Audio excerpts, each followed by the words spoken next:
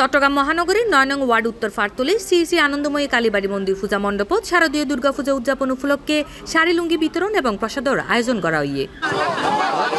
এ সময় প্রধান অতিথি হিসেবে উপস্থিত আছেন ৯ নং ওয়ার্ড উত্তর ফারতলী সম্ভাব্য কাউন্সিলর পদপ্রার্থী ও ওয়ার্ড বিএনপির যুগ্ম আহ্বায়ক SM জিয়াউল হুদা। যে আমরা হিন্দু মুসলমান যে ভাই ভাই ছিলাম, ওই জিনিসটা আমাদের বিলুপ্ত হতে বসেছিল। ওই সম্পর্কটা আবার যাতে আমরা বাংলাদেশ জাতীয়তাবাদী দলের সদস্যরা ফিরিয়ে আনতে পারি, ওই জিনিসটা করার জন্য এসেছি। আপনাদের কাছে দোয়া চাই, আশীর্বাদ চাই।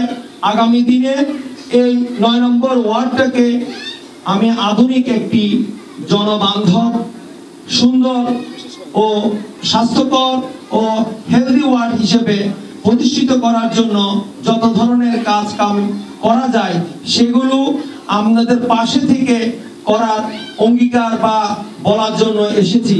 ধর্ম যার যার, উৎসব সবার, আমি এটা বিশ্বাস করি।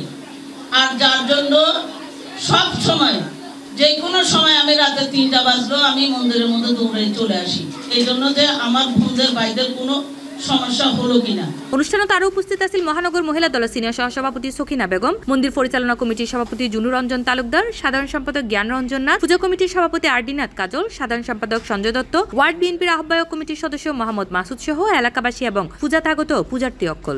যাকে প্রাণ দিয়ে ভালোবাসি তার কাজ করব, তার পক্ষে কাজ করব, তাকে যেভাবে জয়যুক্ত করে আনার এই প্রতিশ্রুতি দিয়ে উনি যখন আমাকে বলেছিল যে খালিয়া জিয়া ভাইয়ের সাথে দেখা করানোর জন্য, সিনিয়র সহসভাপতি চট্টগ্রাম বিভাগের, আমাদের কিছু সাহায্য করে তাহলে আমরা এটা খুব সন্তুষ্ট হব।